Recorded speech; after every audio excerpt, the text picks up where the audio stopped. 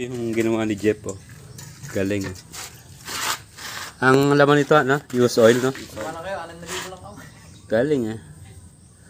Tapos ito ang sinasaksakan ng blower. Dito ang pinaka ano niya, hangin niya. Ito naman sa langis. Tapos ito ang control valve. Gusto mong pull, gusto mong hinaan yung ano, yung apoy, yan. Ito lang. Gusto mong sarado, yan. Tapos ito naman yung lalagyan ng ano, langis, yan, yung use oil, oh. May strainer pa yan. May strainer sa loob. Ang galing, eh. Okay, eh. Yun. The best. Pala yun, eh.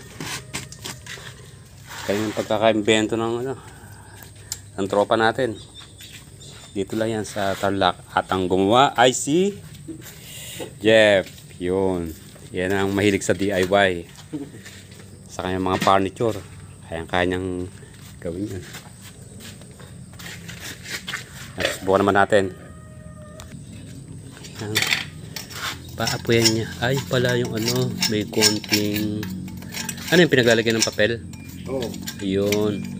Tapos parang may ano siya, filter siya. May butas-butas yung pinakagitna. Diyan lalabas yung apoy. Lalabas yung apoy. Tapos doon lang tumutulo yung ano, no. Maliit lang yung butas niya. Yun.